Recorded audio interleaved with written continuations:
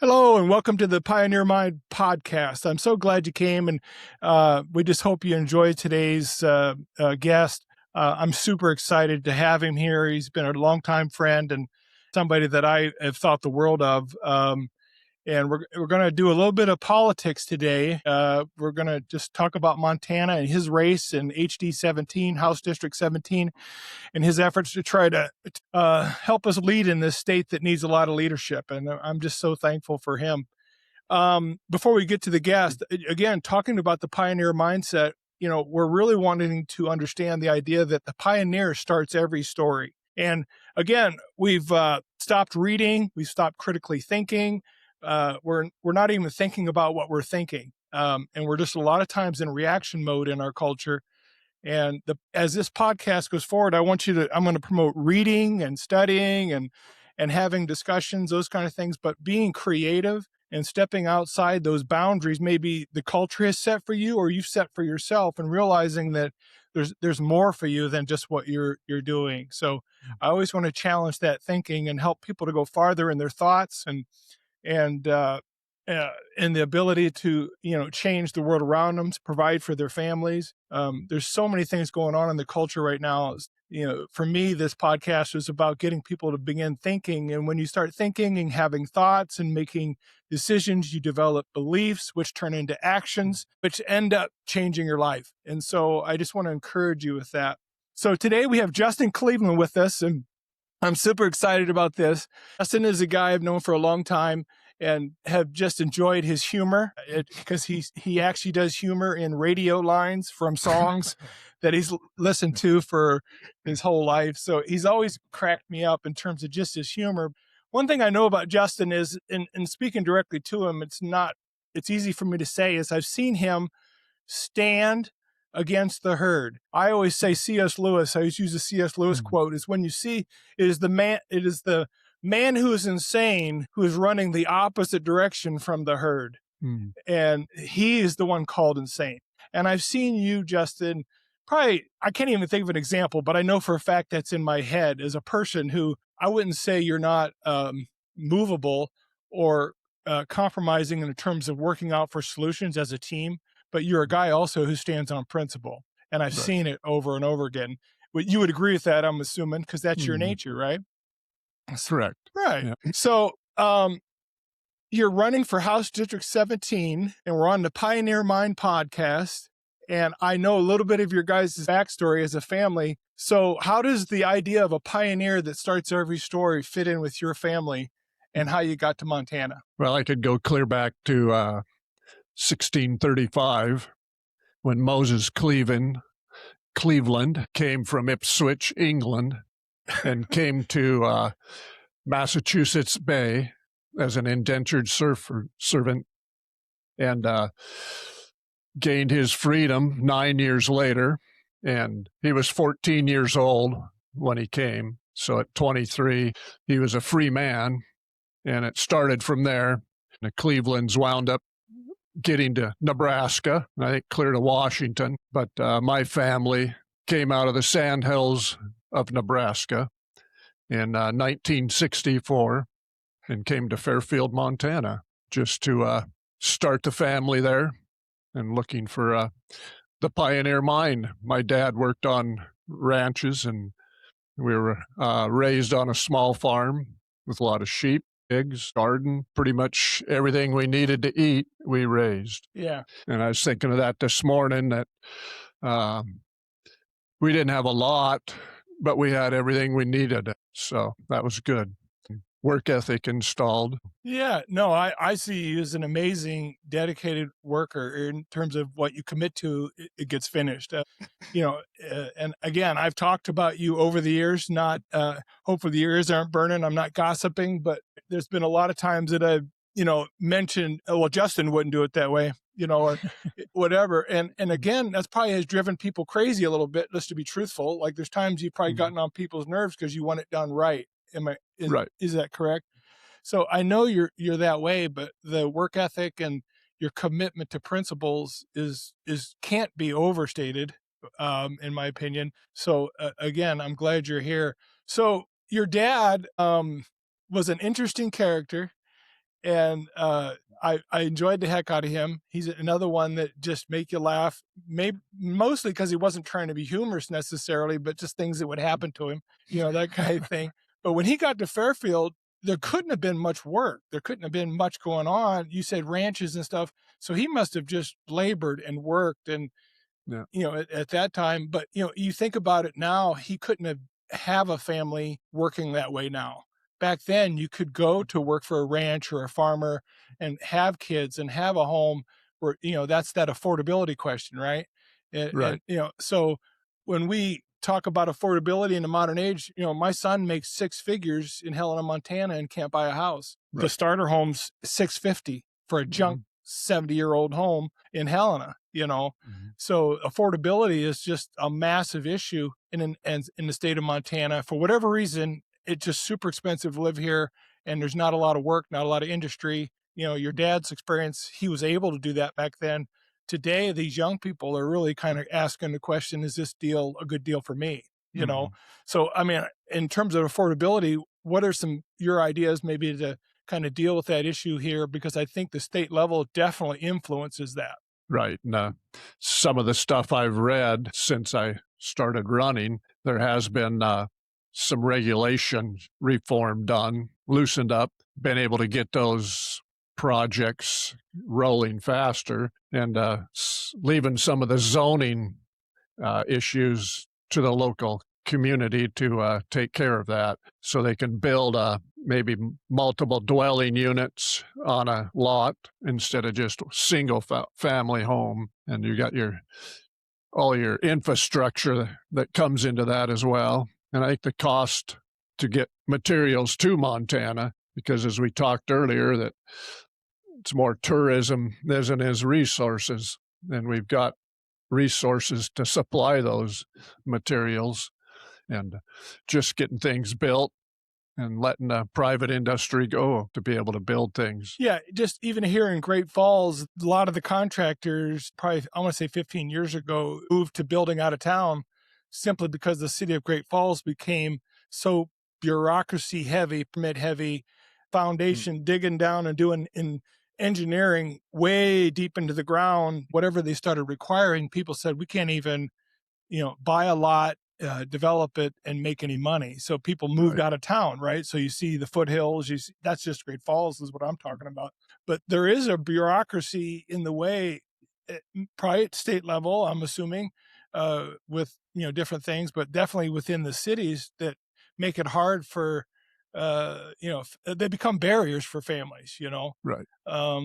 So affordability across the board, in taxes on fuel and, property taxes, all those kind of things just add up. We're just nickel and dime to death. Is that, isn't that true? So, I don't know what bills are coming up or if there's any even talk of trying to be affordable. When you talk to other people or you go out you're knocking on doors, do people bring up the affordability question? Well, not so much there, but I was in a meeting with some construction contractors, well drillers, real estate agent, wow. and they have a lot of great ideas. Just need to put them on paper and be able to do those projects that they can do. Right. So yeah, more from them than the public, but they're looking at it because they see the issues that they can't get the building done and they're not affordable, and trying to work that to keep everything growing. It's almost like it takes out-of-state money to do any developments because, they're, whatever they're doing on, in terms of profit taking from out of the state. But like a native person that's grown up here or lived here really is really ends up in poverty in some ways. There's just not a lot of industry and if you're not starting a business, and being entrepreneurial, you're kind of stuck within the wages world in Montana, And I think the affordability thing happened when the housing prices went through the roof of the house.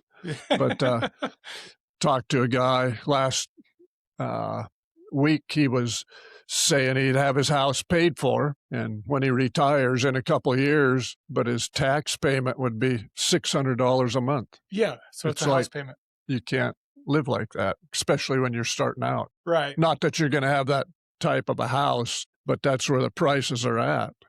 Yeah. Yeah. Is there ever any discussion within, the other candidates and your time going to the sessions over the years? 'Cause I know you've been involved with going down there and learning and meeting people. And, just to say out front too, is that you're not a novice to these things. You're a reader and a studier, and I know you're very aware of a lot going on in the state of Mm. Montana. Is there ever any talk of, the relief? I know they're claiming they just did property tax relief, but I'm not sure if I understand that it actually is. I think they shifted a burden, Mm. is the way I understand it. And that shifting still maintains the same tax base and the same liability to us as taxpayers, but they just shifted it slightly. Do you Yeah. understand it, and can you explain it? Well, I don't know if anybody understands the tax system totally, Right. but as they go, they shifted it over, and the corporations, uh, they pay taxes, but those are paid by the individuals. So yeah, we probably save money on our paying our property tax, but we're paying for it on the other end as well with the cost of materials and utilities. And I mean, even in the Northwestern Energy bill, it says right there that corporate taxes are passed to the consumer. They don't No, eat it. So no. yeah. So yeah, it shifted, but still the same cost. Right. Right. Right. So, I mean, but it's not just housing either. We want to focus on that one because that's the easy one to pick on. Right. But we'd have to really look out macro wise to understand that there's a degradation of the dollar, right? It's been Right. degrading for 20 years and it's almost purposeful. So when you see a dollar, you're walking out of the grocery store, scratching your head, you got 6 items and it's $80. Like, what? That just Right. happened. So and those are big, big things that it's hard to take care of on a House District 17 level. Right? But it might take a team in some ways. Like, there's a community that I see down at the sessions. They develop communities, the Solutions Caucus, which we all know about, but there's also different ways to caucus. Who would you caucus with as a team to maybe look at some of these issues? Have you thought about that? I'm assuming people are talking to you about that because there's different groups at the session that work together, Right. And that's a pretty important thing, who you're working with. So, Right. And you have those that belong to different caucuses, and depending on what the issue is, you probably be listening both sides. Well, you got to listen, sure. but to make up your mind to see what the constituents want and go from there and see if is it going to increase government in our lives or lessen it? Is it going to give us more freedom or less freedom? And I think you need to look at those checkpoints within a bill to see where it's at. Of course, the big one is it constitutional? Right. and conscience. Right. But there's a lot of things I think we do anymore that it's probably beyond the Constitution. It's like we've allowed those the government to take over those things, where if we took the freedoms back. Right. But it's a mindset we get into that the government's going to take care of us. Right. So, yeah, we're all looking, and it's evil. So just so you know, I'll premise my next statement with, we're looking for some third party person or organization to take care of our lives when we should take care of our own. So I'm pretty self-reliant, conservative in that way, and I actually bristle quite hard at anyone who's farming the government. I hate to say it that way, but in terms of tax dollars and created livelihoods off of that, I think if we could go more private and it'd be done better, so that's just my opinion. But your segue into constitutional kind of leads into maybe another subject, is the judiciary. And you must see this too, is with the last few sessions that I've gone to, and I stopped going because it was so frustrating, just to be honest, but you'd come away, they'd get a bill passed, they'd get it through, the governor sign it, and then the Supreme Court of Montana, which is one of the most liberal in the entire country, just knocks it right down. So the judiciary is literally almost a battleground for you guys at the sessions. Wouldn't that be true? Yeah, and there's been legislation to deal with that. But my thoughts are you're looking at passing that legislation and then they make a ruling on it. So it's like, how can that be done? And of course, I asked Chief Justice Swanson about the separate branches of government. But in Montana, we elect our judges, so they have that power, where at the national level they're appointed. They don't get the oversight like they do in Montana. But if you're saying we're voting for everyone and we have a say in it, is it go back to that we don't know what they are essentially? It's because they don't declare? Is that what it is? I would say so, that we the people are electing them. And I know there's even been talk that if you're going to serve in a certain district, that district vote on you, not the whole state. Okay. Representing those people, but then we're getting into representative government again. So it's kind of got to look at that both ways. I mean, they are there to oversee the Constitution, make sure that laws are abiding by that. Do you think we've had legislation from the bench? I guess in your view, has that happened? I guess it's probably an easy answer, but is that, do you feel like that's something that's happening in our states at times? Yes. Okay. I mean, you look at the last ruling to change your sex on your driver's license. Oh, yeah. It's like, I don't know how they come up with that. I read their opinions, but I read the dissents as well. And Swanson and Rice did a good job in saying that this is one that why are we legislating this? I mean, those are the type of things that eat up your legislation too. So that wasn't actually a bill that went through or anything? Yeah, it was. Okay. So, but they changed it in the judiciary? They changed it somehow or They ruled against it? Struck it down. Struck it down. Because it was unconstitutional. Okay. But on what grounds did remember? I can't remember right now, but I read it and can't remember what the grounds were, but that every person has a right. And just because you change that, your gender, doesn't mean it changes your gender. No. And it's, and it's difficult for us to maybe understand some of those decisions, right, obviously. But it's sometimes it feels bigger than us, as individuals. And as I try to lead my own family and you do your own, sometimes this stuff gets so big that you just, you can't even really put your mind around it in some ways, wouldn't you say? Right. So in terms of you've been busy. I know you've actually been all over your district working hard, right? Give me one of their best conversations you've ever had with somebody out there. I would say it's on, seems like it always goes to tax issues, whether it's property, taxing Social Security. It all seems to come back to that because people get to an age where they're retired and they see this bill they've got to keep paying, and then they're being taxed on money that was already taken from them.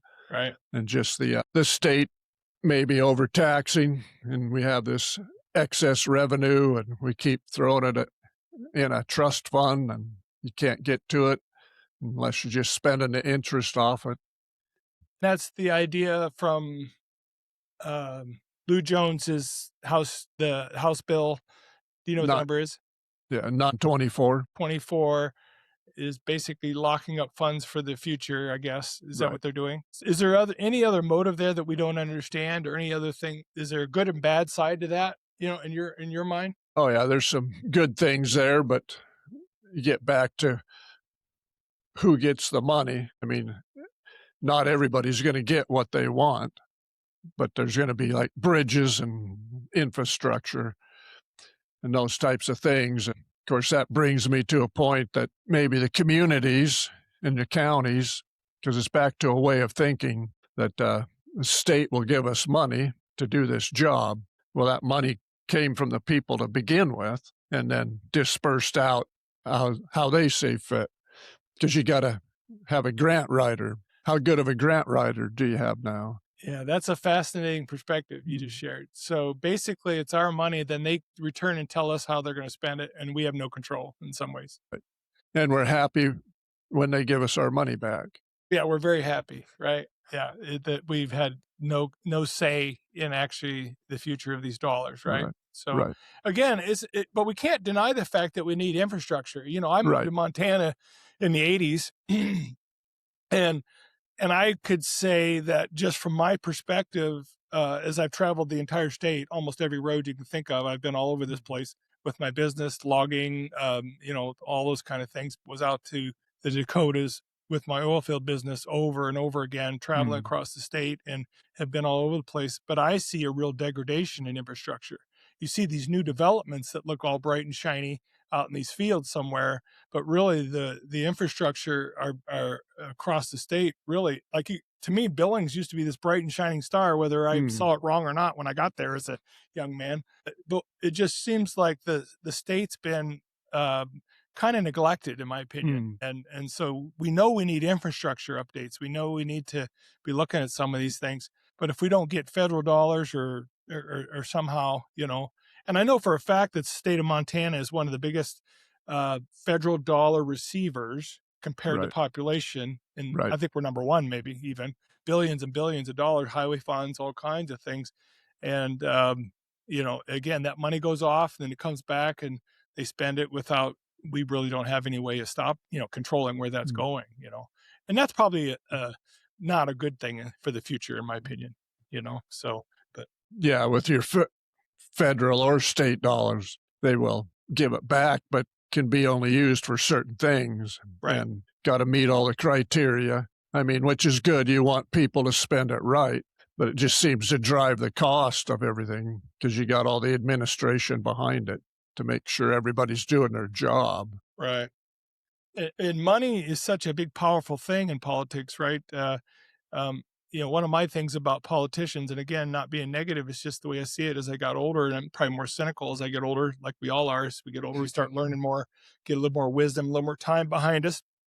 Is as part of my thing is I've just seen it over and over again where people go down with this idea they're going to have influence, they're going to stand, they're going to stay strong, they're going to do what's best for the state of Montana, but then somehow it changes, and I think obviously money's a big part of that. We can see that happening within our state. I did a show yesterday and I mentioned that $760,000 have come into the state of Mm. Montana on this session for state races like yours. Right. Most likely your competitors have gotten money. I don't know that for a fact. I'm just saying, but that just doesn't make any sense to me. That Right. seems like an incredible amount of money for state races.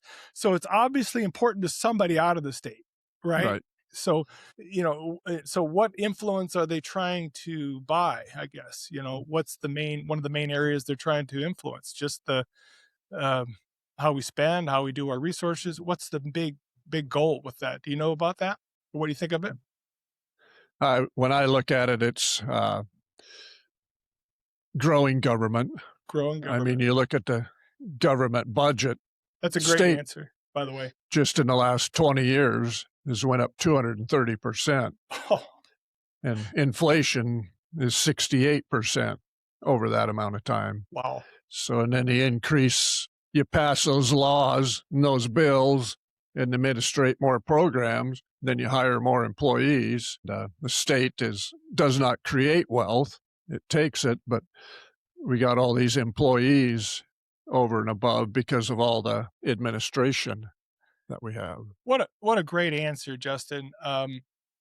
To really boil it down to the simplest thing possible is that really there's a beast that needs to be fed and it's going to be fed, right? Right. So they're going to Right. spend money to increase its size to keep it alive, and they really aren't concerned about us, in my opinion. But that's a great answer. It's just excellent. So when you look at the politics and the status in Montana, I always feel like there's quite an illusion going on in what is actually happening.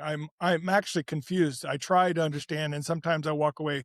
I don't get it. I'll never understand it. People that I always call them D's running as ours. Democrats running as ours. They're in a district. It's red. They've got to totally talk the game 100%, or they couldn't even get elected, but they run as ours, and then they go down and operate a different way. Montana is considered a deep red state. The federal media, international media, defines Montana as a deep red state.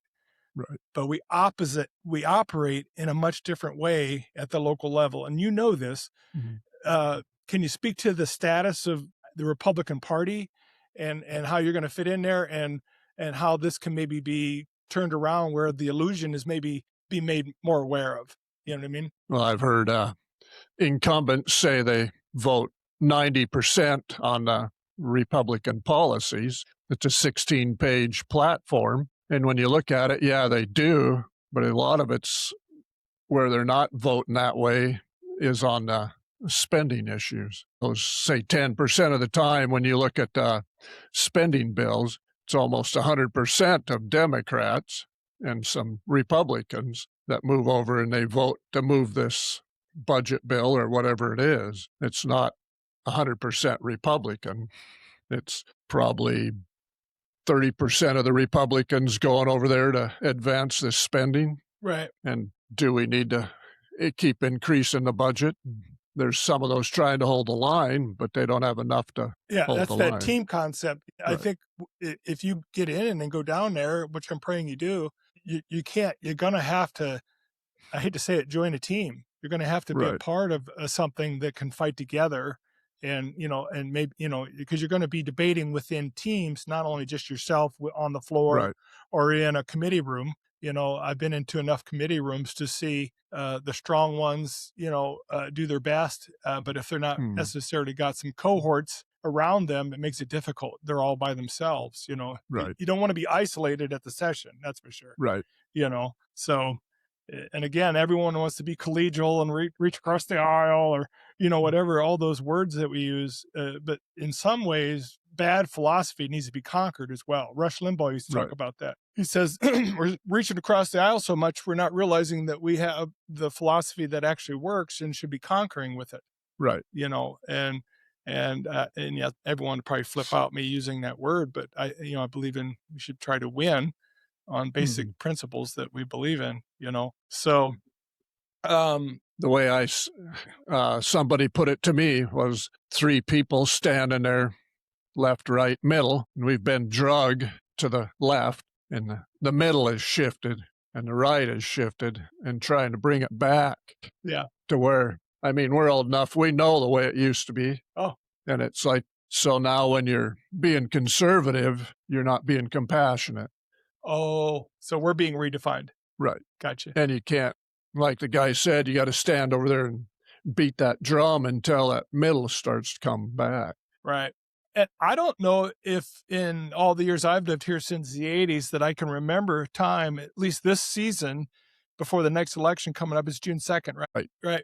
So go out and vote, everybody. Make sure you get out and vote, or however you vote, make sure you get there. And House District 17, we need you to vote for Justin Cleveland, and you won't regret it. But I don't think I've seen a season ever like this one with radio ads, TV ads. I can be watching a news article and a digital ad will come up because it's geofencing around my computer, around my house, or around my district, really exposing that illusion that I was alluring to earlier, that those different candidates that have played kind of the game with us and tricked everybody, they're really being exposed this year like I've never seen before. Do you see it that way? Can you see it? Or maybe I'm just not, maybe it's always been there in these ads like that, but it seems like they're really pushing on these guys this year. Yeah, especially at the state level. I don't think I've ever seen it this way. Maybe at the national level. So you're agreeing? Yeah. Okay, good. Yeah. And what is, you're really probably into party meetings, and how is that being received? Do they talk about it? Are you with these other candidates, or are you just kind of working, on your own candidacy? Do you get together as candidates? Yeah, there's a group of guys, people out of Lewis and Clark County, part of my district is that. Sure. So yeah, we're first time people. Okay. Never served before. Right. Not that we haven't run. No. But we've never served. So yeah, like I told them, the last time I ran, it was kind of, you stay by yourself and didn't have a lot of support. But yeah, we can bounce ideas off each other. We've all got our strengths. So you can go to those people and try to come up with some answers and so see you're what kind their of building a thoughts team already, but in some ways, right? Right. I believe that's so critical. Some of people that when I was going to the sessions on Thursdays for those 2 sessions I went, a candidate we both know, I caught this person in the hallway crying, because of a committee meeting. And I'm like, what's going on? It's just, and then you find out that the politics down there are Mm, powerful, and right. there's attorneys everywhere, and there's all kinds of influences and all kind of thing. And the things you think you're sure of as a candidate, sometimes going into those things, you're going to get challenged. I'm Oh, assuming, yeah. you know what I mean. And so you got to have a thick skin, which I think you do. I want to speak to something else too, in terms of your background is with Three Rivers Co-op. How many years you work for them? 34. Oh my gosh, you're a saint. Anyway, it's amazing because it's a challenging job, isn't it? Right. Plowing, construction, state, People. bureaucracy. Yeah, people, right? I always tease you about going places, anywhere, any restaurant, anytime we've ever gone out to dinner. And I'm like, he should, I used to tease you about running for governor, Mm, remember? Because I'm like, man, he knows so many people. But it's because of your work, isn't it? right. But you have to know a lot of code, a lot of rules and Right. state, and you've been involved with the state at the state level and county level, I'm assuming, for 34 years, right? Right. So you understand a lot, Mhm. right? Right. So how do you think your construction job at Three Rivers and all the things in the meetings and corporate world has maybe framed you to be a good candidate? I would think it has, but Well, just the lining up of work from the Canadian border to Montana, Wyoming, Idaho, wow, So getting that all fit in, and can we handle it, or do we need a contractor? right, So, and manpower, being able to put them where they should be. And I had great guys on the construction crew. They were all good workers and right, understood the mission and there to right. work. And but on the budget end, we had to do budgets every year. You stick within those budgets and try to do the work and get the infrastructure built. Right. Yeah. And I think that's your character too, is to stick within the budget. You talk about Mhm. that, within your own work. Why would you not do that everywhere else you go, right? Right. You know? Yeah, we built a house a couple of years ago. My wife will attest to this, that I said, "This is the budget. Okay. Do whatever you want." So there were some things removed and some things added, Sure. and we stayed within the budget. Nice. Yeah. Yeah. And those are good feelings, right? Right. When you can operate in self-control, Right. and understand that there's limits to where I can go, so it's pretty encouraging thing as an individual to do that in your own life, right? Right. So, but Uh, the next thing I wanted to visit with, and again, you were in the telecom essentially, in terms of was there anything else in that job that you did other than in terms of the construction and plowing and setting up all these cities and all the technology? How did you see the technology change over time? Well, so I told somebody we had the old open wire circuits when I went to work there. Not everywhere, just in pretty remote areas. Went from that to party lines, carriers, a lot of carrier. So then we bought the Quest exchanges, and they had a lot of lead cable.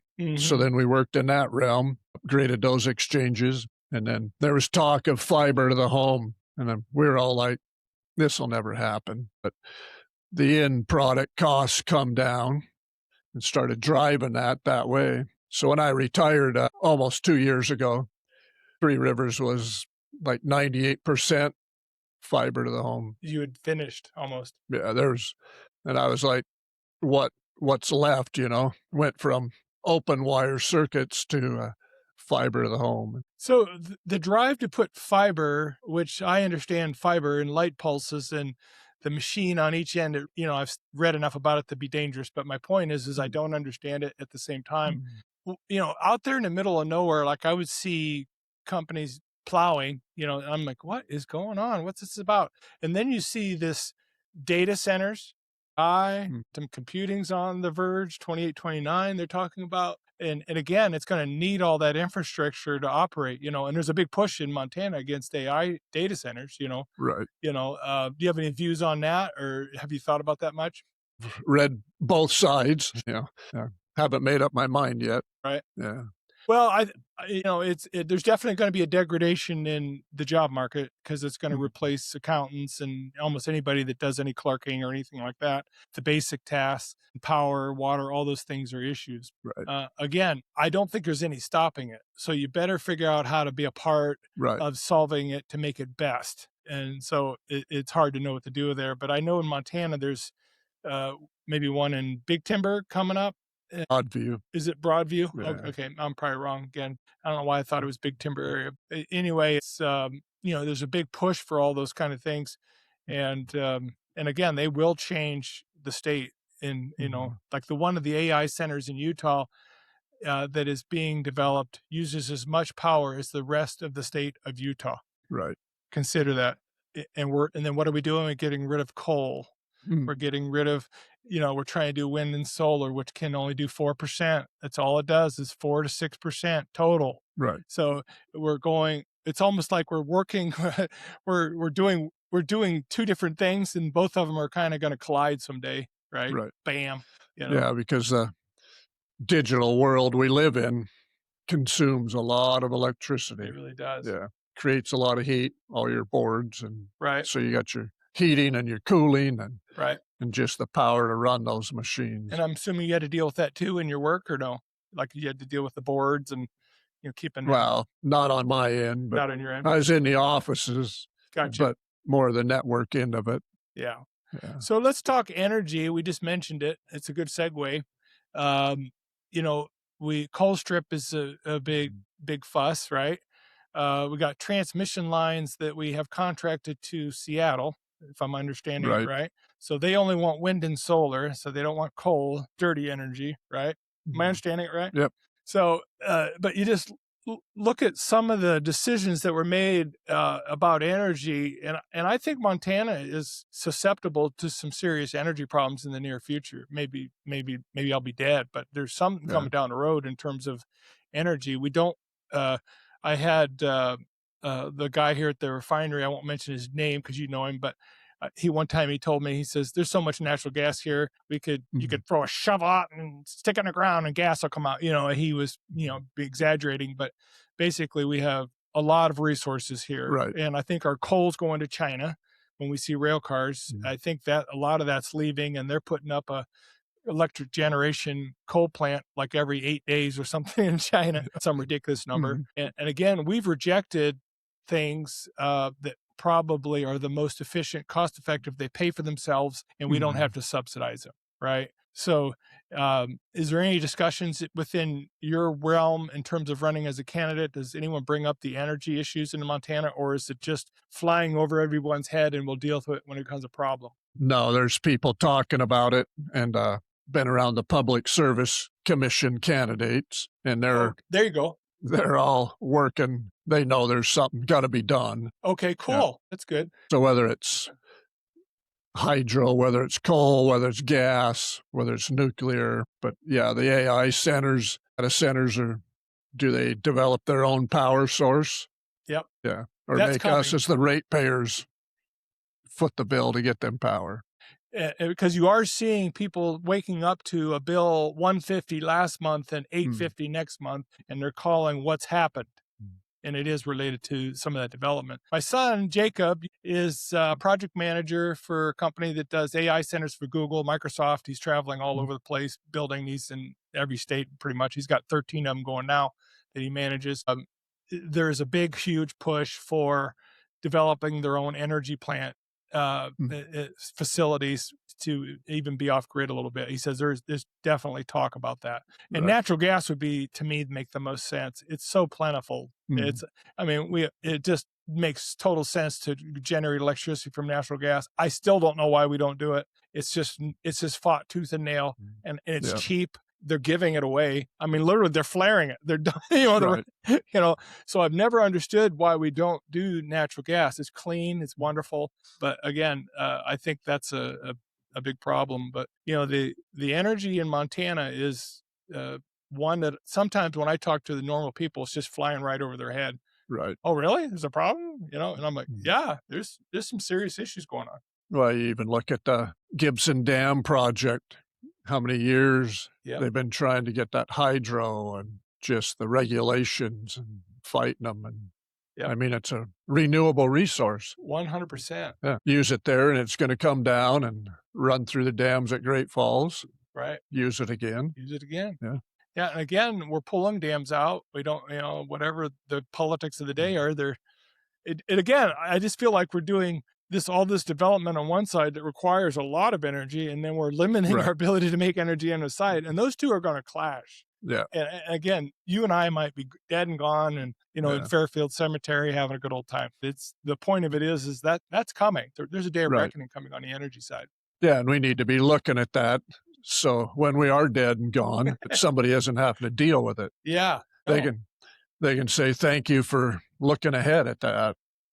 Right. Yeah, it's important. So if you were to come up with some bills, do you have a list of bills that maybe have been on your mind that you want to bring? I can think of a candidate that tries to do 110 bills every session because he wants his name on everything possible. I don't know if but I think that's his motive, actually, to have a kind of his name in the history books for the number of bills he does every year. But do you have specific bills that you're wanting to focus on for you? I don't have any, really. I mean, there's so many things and probably good bills to be supporting those, right, and see about defeating the bad bills. Right. Yeah. If you had maybe the biggest issue that you think about that keeps you up at night, what would it be? I don't have anything that keeps me up at night. There you go. That's a good answer. So, but what do you think about the most when you think about running as a candidate? I think property taxes. I mean, there's got to be. I was looking at a report today, and I've read it before, but rich state, poor state. It's got all 50 states, and Art Lafler puts it out. Oh, okay. I mean, there's a lot of reading. Yep. But it has all the different taxes. Where's the state's rate? So yeah, you got taxes in every state, but it might not be property tax, but they're sales taxes got them rated at a position that they can't handle it. So there's got to be a balance in there. There's a lot of talk about sales tax, but that's an issue that you don't want income, property, and sales. No. And we've talked about it before with resources in this state. We are called the treasure state. Unbelievable. Not that we don't enjoy tourism, but I think when we switched from resource to tourism, we kind of said we didn't want to disturb no more resources. Right. And I think we're going to have to get back to using resources. You had mentioned before we started recording that started way earlier than I'd mentioned, Governor, that I felt like it had started with a specific governor, 30, 40 years ago. You felt like it started even before that. What would you say the feeling of Montana's, giving up logging, giving up mining? There hasn't been a mine approved in Montana since 1972. The Rio Tinto just kind of got through the process, but they started in 1989. And just got approved. But Montana has fought tooth and nail to allow any resources to be touched. When I was in logging, they put up a sale and it'd be all slash. There wasn't one merchantable timber in there to sell to anybody or do anything with. And all we're doing is cleaning up their mess and calling it a log sale. Does that make sense? Yeah, and they've got a proposal out there now with 350 million board feet. Oh. And it has to be processed within the boundaries of where the Forest Service has set that out. Okay. Something the state is working on to try to get those sawmills back up and going. But I talked to one young man who was in the logging industry, and he said they've been hearing that for years. Right. So is it going to happen overnight? No. Probably not. But we need to start looking at those instead of just doing controlled burns. Right. I mean, we're spending money. Right. Where we could have went and logged that. Create jobs, create merchant. Yeah. And actually taking care of the health of the forest. Right. I used to be in meetings with logging, and the Friends of the Bitterroot or whatever organization, and I'd go to them and sit. And I spoke up one time and I said, you guys are loving this so much, you're killing it. It's like loving your children so much no one else can love them. You know what I mean? Right. You're loving it to death is what I remember saying that in a meeting in the mid 90s or so. But, and the deal of it is though, when we lose infrastructure, there used to be a pellet mill up in Eureka. I don't know if you remember that. Right. Very, very going concern, Pyramid Lumber, and there's all kinds. I don't know how many sawmills we're down to. Right. 3? What are the 3 left? I mean, in terms of ones that were legacy, Stoltz is still there. I'm just saying it's just been in decline since, since I started my career. Right. And again, once you lose infrastructure, you're just in those areas politically hot potatoes. You're just not going to get them through to come back again. It's very difficult. Yeah, it takes so many years in the court battles. Yep. It's like, so do we want to pay the high tax and not have any resource to get some relief? So it's a thought process, like we talked about when we started, that we want tax relief, but we don't want to use anything to give that relief, you know? Right. So, So, as a candidate for HD17, how can you, there's two other candidates running? correct. How would you differentiate yourself from either one of those that are running? One, I think, is from Augusta. I don't know either one of the other two at all. I don't Yeah. even know their names, actually. Well, no, I shouldn't say that. I do. I think I do know the gentleman's name, but never met him, I don't think. Mhm. But I mean, how do you differentiate yourself in terms of a candidate for why people would choose Justin Cleveland? You know, I know why I would, because I know you and I know what you got going on. You know, so how would people, maybe learn more about you? I guess. I guess I don't know what their platforms are. Okay. I mean, I have visited with both of them, but not at length. I would just say my trustworthiness, Oh, integrity. 100%. I mean, I've lived in my house district for 62 years, Wow. and I've stood on principles. I didn't go and support another party. I've stood here and stood on these things. So just fighting for people and what's right for not just the district, but the state of Montana. We can't pick and choose certain groups that we're going to favor. It's not the government's job Nope. to pick and choose winners. Right. If it's not good for the whole state, we could say it's great for our district. Just like a gal I visited with that worked for the state, she was happy. She's retired now. Sure. She said, I was real happy when Gianforte come in and then we got raises. But was that good for everybody? Right. Because it increased tax burden. So she said she really appreciated it, but you got to look at it on the other way, which I was kind of encouraged to hear from her, Right. that she's looking at it that way. Right. Yeah. Yeah. Again, we don't consider the state of Montana sometimes, and it's as a whole. When 1913, you're probably aware of the change from how we chose senators, right? You aware of this? And Yeah. how they used to be appointed from the Right. state house and sent to represent the state of Montana, not its people. It's the state's rights, its resources. They're back there. And if they weren't doing their job, they were called back and replaced. Right. But now we've made it a popular vote for a senator. So they're no different than they're a 6-year, however long the term is, for 6 years for the senators, and our representatives are every 2 years. So you get to them faster, right? But the senators, they're there 6 years, where before we, as states, used to appoint them. And I'm understanding that, right? So, but now it's just a popular vote again. They're out there campaigning just like every other candidate. And so what are you going to give me? What are you going to give me? What are you going to give me? Well, we're going to give you this. We're going to give that, 1913, that was a big year for a lot of change. They used to actually represent the state of Montana and its interests compared to other states. And that's a big change. And you can see where the spending over time, there's a graph I saw somewhere where the spending's like this, and then in 1913, when the senators became popular vote people, because everyone's competing to get money, spend money, and grow the system, And it's back to the same thought that, we have federal dollars to divvy back to the state. Yeah. So now the state's happy when they get those dollars, but they were their dollars to begin with. Right. So more of that left at community, county, state level, and let the people in those areas deal with that. Right. And then the senators at the national level look like heroes because they gave you your money back. Right. Yeah. Well, Rush Limbaugh used to say, and I hate to refer to him twice in one show, but the truth of it is he taught me how to read the stitches on a fastball, as he would say. And I listened to almost every show he did for 30 plus years. And one thing it just rings in my brain anytime I hear somebody say, well, we need to, I hear the word program, I hear more taxes to pay fees, investments, all those key words you hear. Is the truth of the matter is you can't tax something and get more of it. Right. You can't tax businesses, entrepreneurs, individuals. The population's in decline, whether you believe it or not. I mean, businesses are in decline. They're hanging on by a thread in some ways because of the burdensome bureaucracy and taxes and all those kind of things. But Rush said you can't tax something and get more of it. That's just a principle. Right. It works every time. And what do? We keep what more? We're all going to be living in Section 8 housing from some BlackRock corporation owning every building in town. It is really not good for the culture. You know? It ends up being a culture degradation, not just taxes and all those things. Right. And that's part of your affordability Hmm. driving those housing prices. Right. Montana being a tourist state, people came and they really liked it. Yeah. And then we hit COVID and let's get to Montana. Now we see the ramifications Yeah. and we don't have infrastructure to handle it. Yeah. Yeah.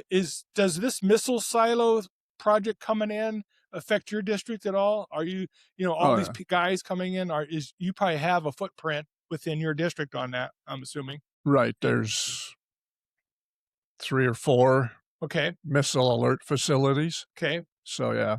And I've seen them out surveying, getting ready. In your opinion, are we ready for that? I see Les Schwab, all the restaurants, all the tire, they are built. Companies are coming here preparing for I don't even know how many thousands of guys are coming Yeah. in for that project, but are we ready for the infrastructure for our streets and stuff, or out there even where you're, or what do you think?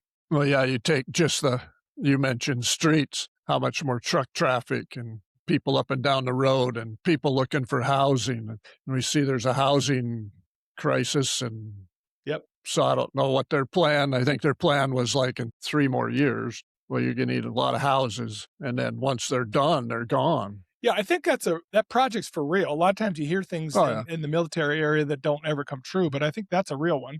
Am I right? Oh, yeah.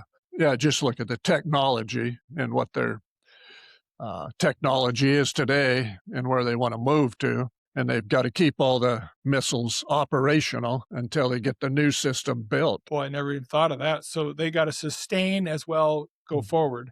That's fascinating. Yeah. I would never even thought of that. Yeah. Huh. Can't just abandon your missiles. Right. Do you get briefings on that within the Republican Party? Do they talk about those kind of things or not so much? I've not heard anything on it. I've went to some of their town halls, the military themselves, and listened to their plans. Yeah. So, yeah. What has been your biggest surprise? You ran before. Correct. This go around, what is maybe different or has changed, or is it basically the same? Does that make sense? Like, to me, the culture's changing drastically, right before our eyes. Like, it's a blur. I mean, Right. It's amazing what's going on in every area, So what would you say as a candidate, as you talk to people and what you're doing, social media, what has been, however you're candidate, you're being as a candidate, how you're getting out there, how has it changed for you this go around? Well, the last go around was running against an incumbent. Oh, So then we can look at voting records. I forgot about that. So then now there isn't one. Gotcha. So you don't have a voting record to look at. Right. And so there's 3 of us running and just getting to different functions, door knocking, and met a lot of good people that I would have never met in my life. Yeah. And it's amazing the people you run into in, say, the North Valley of Helena. You tell them you're from Fairfield. Well, do you know my cousin? Like, I mean, yeah. Well, I always say Fairfield Bench is the holy city, Fairfield, because Right. I was in Philadelphia one time, or even Omaha. Oh yeah, I got Latin Garber, or whatever, and I'm just like, how in the heck? Yeah. That little town's got a lot of connections, Yeah. So that's interesting. So, and then another thing I wanted to talk about was Medicaid.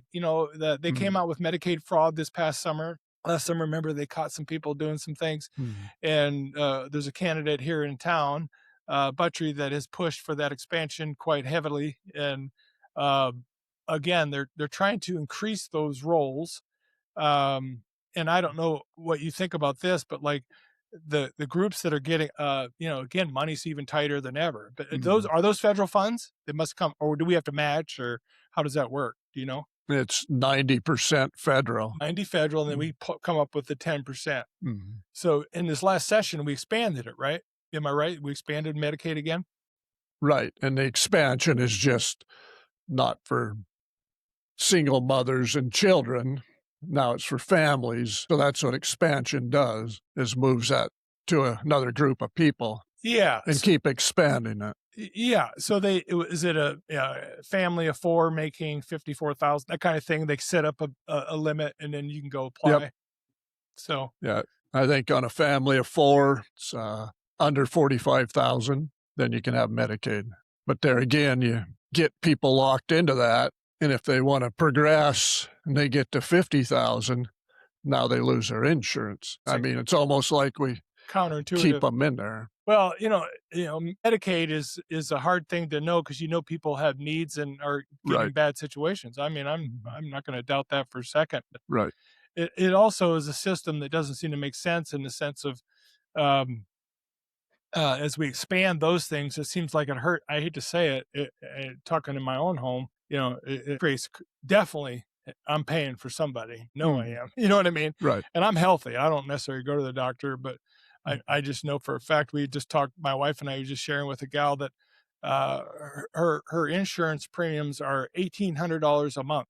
Oh, wow. And the guarantee is somehow that's going back through that and funding Mhm. those premiums got, who knows, understand it because the costs are being passed on to the people that are Right. actually paying the freight, Mhm. So it's hard to know what to do with that. But I'm assuming in this next session that it'll come right back up again. I know there's been fraud found, Uh, and maybe that'll be a negative to put the brakes on it. But it seems like they've expanded it every session, what, three in a row?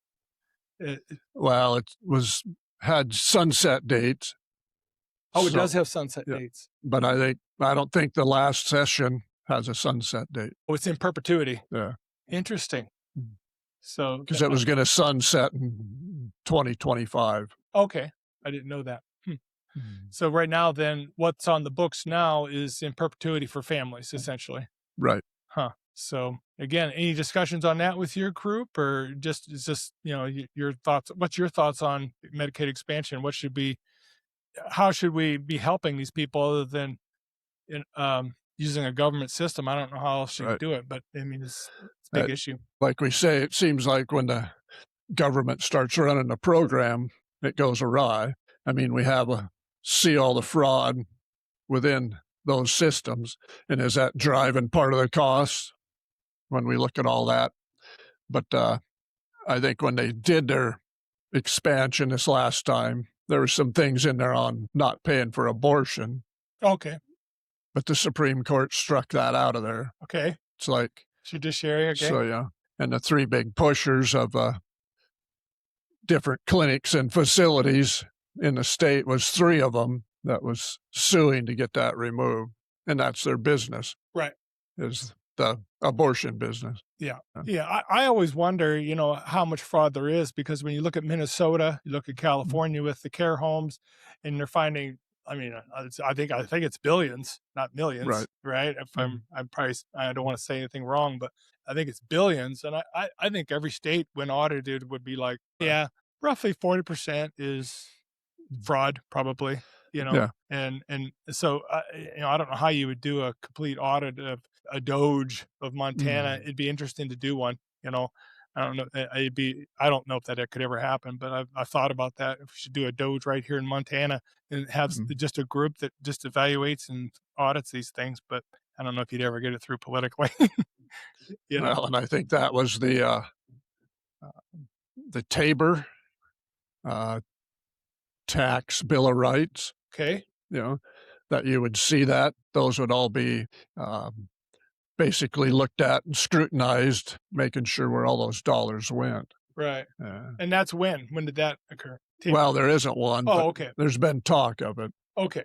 Because I said with Minnesota, New York, California, Washington, or whatever, it's not just them. There's with tax dollars and programs, there's fraud in every state. Yeah. To what point, I don't know, but Yeah. yeah, Well, we are absolutely the wealthiest, yeah, most blessed culture to ever exist. mhm, And I think in that blessing, somehow we're off the rails, right, and I'm not even being negative. It's just a fact that we are blessed and we have been favored by God. I'll just say it out mhm, loud. It's unbelievable. yeah, You can say this for yourself, but I tell Kathy all the time, I said, I can't even believe how good a life we have. right, I use the word spoiled rotten without the rotten. And then we're talking about things in a way that seems so cynical and negative because right, really I'm hyper positive. Like you can have the most negative thing in the world happen to me and I literally like, mhm, oh, that's how I am, mhm, but at the same time, as a grandfather of 8, I'm looking forward to, I mentioned earlier about dying and we'll be dead when this happens. And I make joke about it, but it's the truth is I'm not so sure we're not creating problems so big that Right. our grandkids and our children following, the whole generations that we should be trying to help, Right.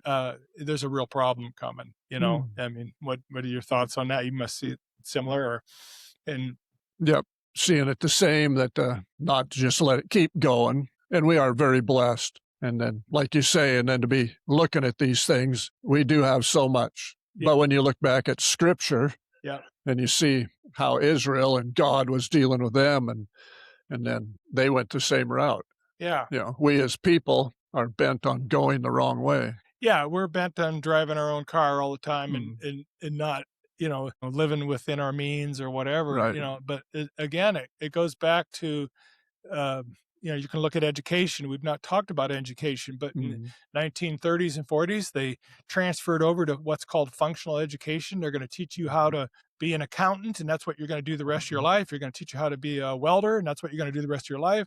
There's literally no idea of thinking about what you're thinking. What's the thought in my head about Process. Yeah. I mean, we don't critically think. We don't read books. We get everything from shorts. Social media has been a disaster. It's created narcissism across the board. And again, we're not off the rails here in what we're talking about. This is Right. flat out something Justin Cleveland, as a candidate at the state level, whether you believe it or not, all these things will be in play in every bill. Mm. Right. And you're Yeah. like, how do we get here? It's because Mm. there I don't want to say we're dumb as a culture, Mm. because we're not, but at the same time, there's something wrong there in our thinking, and it's cultural. It's not right or left even. Anyway, You look at how many bills come in a 90 day session. that's right. Yeah. 4,000. And they get through what, 800 of them? I don't know. 750, 800. Yeah. Yeah. Why? Why do we need that many? You know, there should maybe be a limit on each representative and senator gets X amount of bills. Right. Make sure they're going to be good ones. Right. You know, what you're willing to stand for. Yeah, one candidate I know who I mentioned earlier, he tries to go for over 100 Yeah. bills. Yeah, and a lot of times he's changing a word from shall to Right. will, or he's Yeah. trying to clean up some language, and Right. he's kind of a guy that way. But I also know him well enough to know his mode is to have his name on Mm.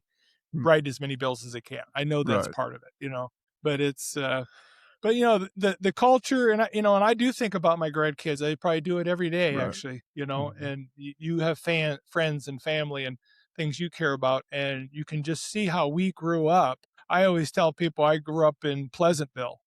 It's not a joke to say that where I grew up, I'd go out for a jog at night. And Mrs. Berzonski would say, "Mark, I got some extra pie. Come by the house." And I go, "Okay, and I'll put your trash out for you." And we Yeah. just lived in this Right. Midwest nice and crazy and trust everybody. And it really got me in trouble in business because everyone's good. No one's bad. Right. And I got hammered for that.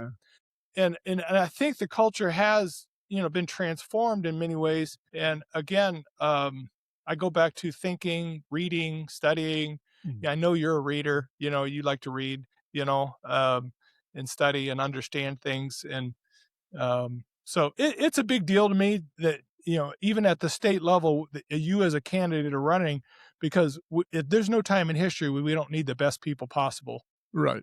Unbelievable important Mm. time to get the Mm. best people possible that aren't going to go down there and play the party game or political game. What's best for state of Montana? Yeah. And we've been hearing it for what, the last 4 election cycles. This is the most important election ever.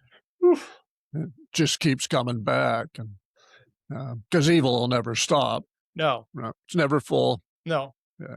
So, and was your faith a big part of you choosing to run? Right. You Yes. kind of prayed about it, thought about it, Mm. and God says, "Hey, do it." Right? Yeah. And if I've had this discussion with other believers, they just don't think that we should be in politics, but I always come back to, well, if we're not, then who is? And I look at things through a biblical worldview and get that foundation, have that foundation. Do I have all the answers? No. Well, we're supposed to be salt and light. Right. Every room I walk into, I change the mood and the atmosphere of every room. That's the way I approach life, literally. Right. I am going to be the thermostat everywhere I go. That's an old saying, but I'm not going to be testing the temperature. I'm going to be changing the temperature. Mm. And as Christians, we carry something deep within us. We've been made new, and we're supposed Right. to, everywhere we go, And again, we don't speak anymore. We kind of just stand on the sidelines when we Mhm. should at least give our opinion. You can Right. do it kindly, right? Mhm. During COVID, I came up with the principle I shared with you of being kindly difficult. Right. I'm going to be very kind, but I'm Right. going to be kind of difficult right this moment.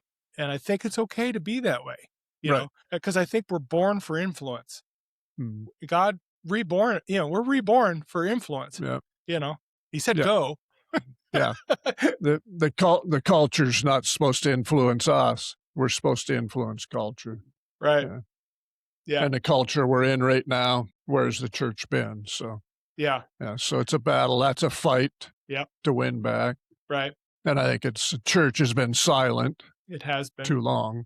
Yeah, and co-opted in some ways, or Right. trying to protect the membership, or whatever, Mm. whatever the motive is, but it's real. And so, for Kathy and I, which I've shared with you before, I mean, this is that, we've kind of just backed off, and are trying to figure out how to walk out this thing with God, and know Him deeply, and still have influence and all those kind of things. But we felt like, we did stop going to church a few years back ago, and I've not hidden it from you. It's been a terrible, my mind still twists over it. Like, Mhm. but I don't know what God's doing with me, but I am growing, I am maturing, Mhm. you know what I mean? And outside of that, but in terms of fellowship, I'm getting it everywhere, but at the same time, I'm not getting it the same as I did through a church. Right. You know what I mean? Right. That's just the truth. So, but I was probably on to this since 2001, as just the this slide down, and I've been frustrated with it for 25 years. I hate to Yeah. talk that way, but it's the truth, and so, it's a challenge. But I think as a candidate, you're in a unique spot to carry your faith with you Mhm. into very important things for the future of our families and our state. Right. It's huge, and I think you're called to it, probably. So, yeah, and I mean, that you prayed about it and Mhm. all that.